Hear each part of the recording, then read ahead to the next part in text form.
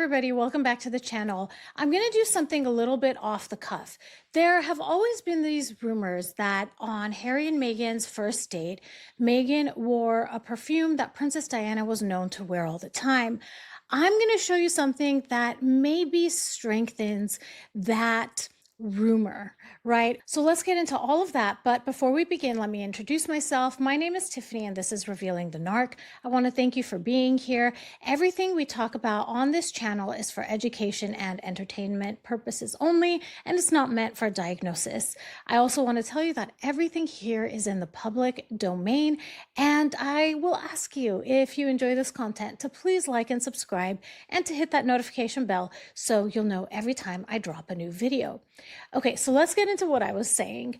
When I heard that story about Meghan wearing the famous perfume that Princess Diana wore on the first date, I actually did a video about this quite a while back, and I went into the biology of it, of how the sense of smell is the only sense that has a hardwired connection straight to the brain. Other senses, they have to go through a different part of the brain before they're sensed. I forget exactly the details, but what I'm going to do is I'm going to clip that science part from my previous video and I'll tack it onto the end of this video so you can see it.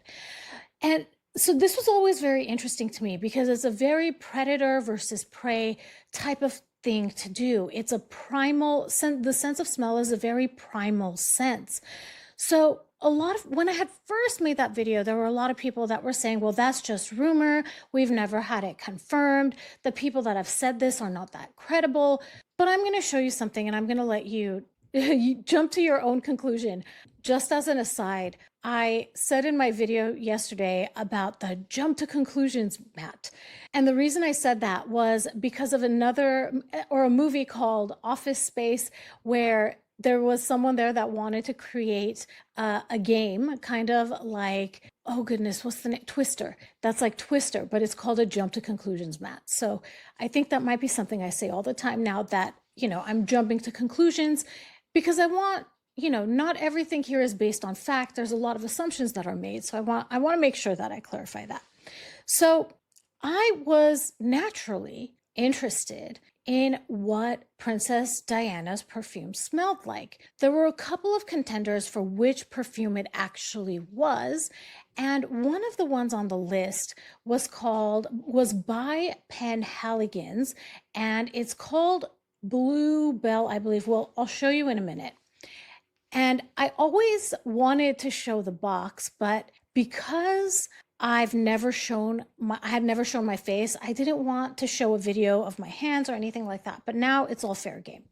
Okay, so here is that Penhaligon's box. It's a blue box with gold trim. On it, it says, it doesn't say the name of the actual perfume. But let's open it and see what it looks like. Doesn't this look so familiar to you? And the name of the perfume is Bluebell. And I do have to tell you, it's an incredibly unique scent. I really like it for special occasions, and it's definitely one of those scents that once you smell it, you'll recognize it anywhere. Which actually, I hadn't said that out loud before, but that actually really strengthens the predator-prey hypothesis, right? Using the sense of smell to increase connection with someone. So I wanted to show you this because this looks a lot like the box that Meghan's As Ever products come in. I also purchased some items from Highgrove a couple of days ago, and they just arrived. Within that order that I placed, and members, I'm going to do a separate video. I'm going to show you every item I ordered. I'm going to share that with you. It's coming soon. So within that order I placed, I ordered a Penhaligon's candle. So let me show you what that looks like, and you tell me what you think. So here's the box, striped at the bottom, and this one's round versus the square version. Let's open it. Oh my gosh, I don't want it to fall. Look at that. Oh, it smells so good. What does that look like? It's the same box. Okay, so my purpose in saying all of this, the connection I'm making here, is that and I'm jumping to conclusions using the jump to conclusions mat. If Megan's packaging for As Ever was inspired by Penhaligon's, then she would have purchased perhaps something from Penhaligon's, and one item that she could have purchased is the Bluebell perfume. So that's all I wanted to say here. You all let me know your thoughts in the comments.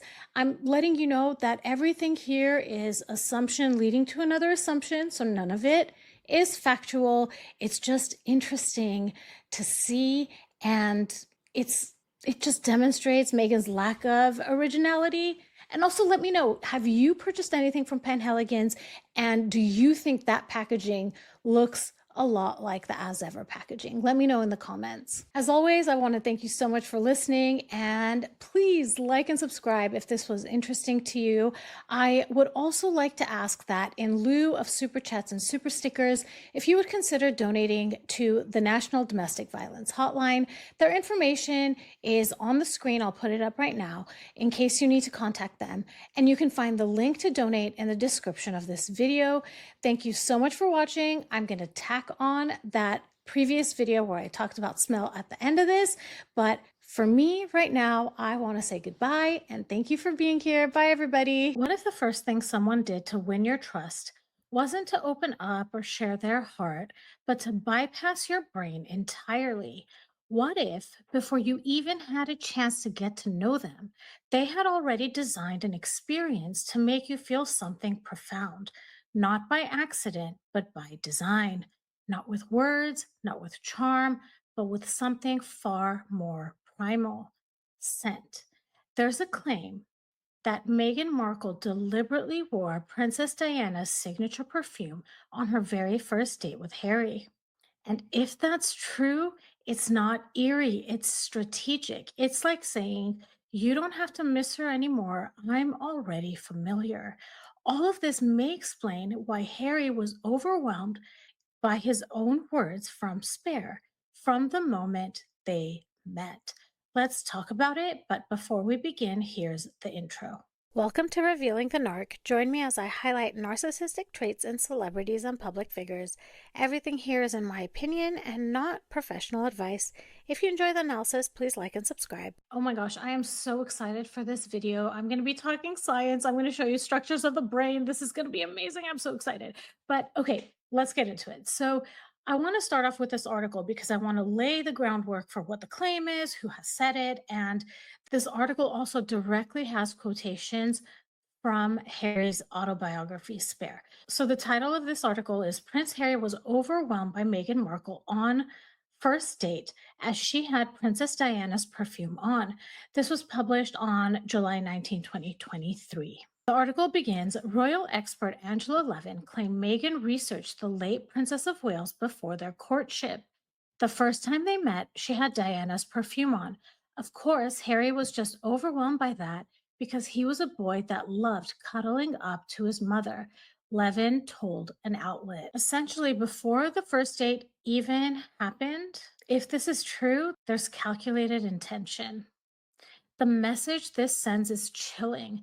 She didn't just want to know Harry's story, she wanted to weaponize it. This isn't a woman preparing for a date, it's someone planning an emotional ambush.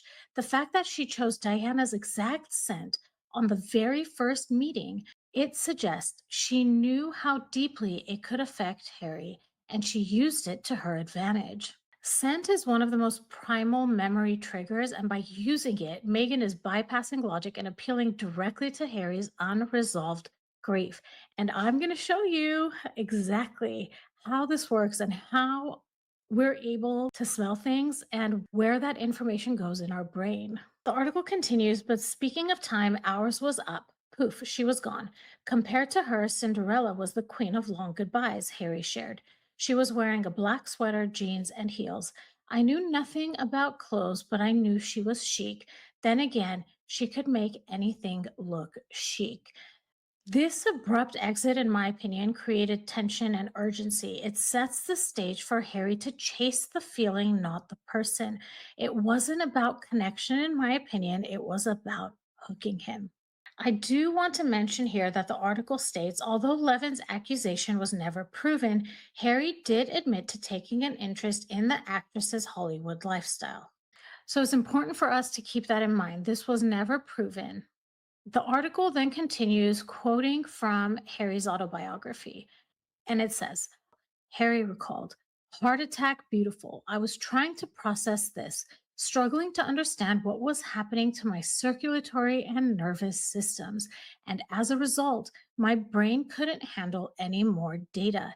Conversation, pleasantries, the Queen's English all became a challenge. And you guys, we're going to talk about what this is. This is actually something called emotional overload, and we're going to get to that in a minute. So let's talk about the sense of smell. Smell is primal. It's not just fragrance, it's emotion, it's memory, it's attachment. The olfactory nerve is the only sensory pathway that bypasses logic and goes directly to the brain's limbic system, the emotional control center. And you can see that from this diagram that those nerves directly connect to the brain. And I'll show you a diagram of the limbic system and I'll describe the limbic system in a second. What this means is that scent has the power to bypass reason and spark raw, unfiltered emotion instantly. It's why people can grieve through the smell of a loved one's sweater or feel a pang of nostalgia from the faintest trace of an old perfume. When you smell something, odor molecules enter your nose and bind to receptors in the olfactory epithelium, which is at the top of your nasal cavity. These receptors then send signals to a structure called the olfactory bulb. And from there, it's those signals that travel along the olfactory nerve seen in yellow here directly into the brain. This is the only sensory nerve that bypasses logic and goes straight into the brain's limbic system. So, what is the limbic system and why is this so important? The limbic system is a group of structures deep in the brain, and they're involved in a lot of things, including emotion, motivation, behavior, long term memory, and survival instincts fight, flight, freeze, and fawn. Let me know in the comments if you've heard of the fawn response. I say that because I usually go straight into the fawn response in times of conflict. I did a video several months ago about an experience I had where I went into the fawn response and I talked about it, and a lot of people hadn't heard of this before. So let me know if you've heard of it. Going back to the limbic system, the key structures include the amygdala, which processes fear, threats, and emotional memories, the hippocampus, which is involved in memory formation, the hypothalamus, which regulates hormones and emotional responses, and the cingulate gyrus, which handles emotional regulation and attention. What all of this means is that a scent can instantly trigger a memory or emotional reaction like nostalgia, comfort, or anxiety. People can emotionally bond over shared scents or become emotionally manipulated by scent based triggers. When Meghan allegedly wore Princess Diana's perfume on her first date with Harry, it may have activated emotional memory associations in Harry's brain, linking Meghan to feelings of comfort, loss, and maternal love. The olfactory cue bypassed logic and went straight to Harry's emotional brain, potentially deepening attachment early on. Now, layer that with what Prince Harry himself describes in Spare. He was overwhelmed the moment he met Meghan, not just charmed, he was overwhelmed. We see here, he says, I was trying to process this, struggling to understand what was happening to my circulatory and nervous systems. And as a result, my brain couldn't handle any more data. This isn't just a case of first date nerves. This is sensory and emotional overload. Sensory and emotional overload happens when the brain is hit with too much input too fast and too intensely, and it doesn't allow the brain to process it in time. In Harry's case, it wasn't just that he found Meghan attractive, it was that every signal, visual, verbal, emotional, and even olfactory, hit all at once. She was stunning. That's visual impact. She was confident and articulate. That's intellectual stimulation. She wore his mother's perfume. That's a deeply emotional and primal trigger, bypassing logic and activating the limbic system directly. She embodied charisma and perhaps, unknowingly or not, echoed the presence of someone Harry had lost. While Harry believed he was having a soul level connection, his nervous system may have been responding to something far deeper, the scent of grief repackaged as intimacy. He wasn't just meeting a woman, he was being triggered psychologically by the sensory echo of his mother. And if Megan knew that and deliberately used it, this wasn't flirtation. This was emotional infiltration, a strategic use of scent to collapse his boundaries, collapse his judgment, and plant herself inside the part of him that would always long for the one woman he could never have back. That's not coincidence. That's not chemistry. That's manipulation in a bottle. I've said before that I believe Megan is a malignant narcissist based on her behavior and its similarity to the behavior of my stepmom, who is a malignant narcissist. And I wanted to look into, is this something that malignant narcissists do? This emotional infiltration. And actually, this is a hallmark tactic of malignant narcissists. And as you can see, it's deeply manipulative. Emotional infiltration means getting under your skin fast, not through shared history or genuine connection, but through manufactured intensity.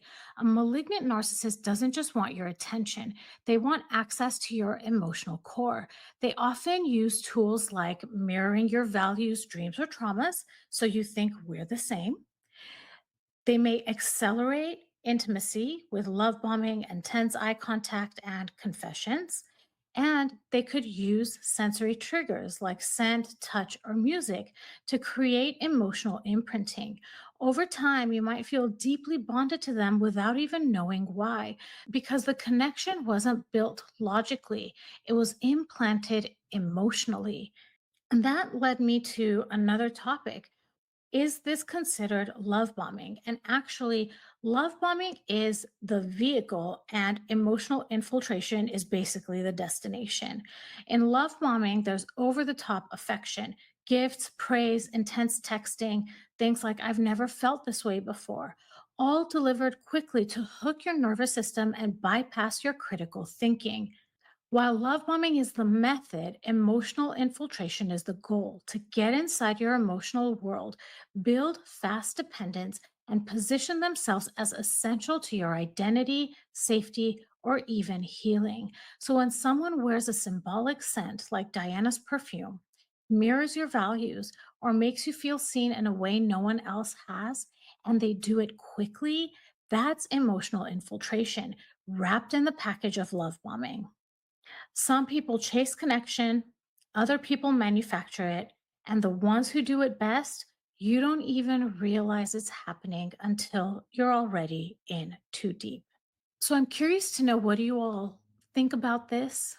This has been a video I've wanted to make a long time because I've wanted to look into the science behind this connection, this artificial manufactured way of using perfume or using scent in general to speed up relationships.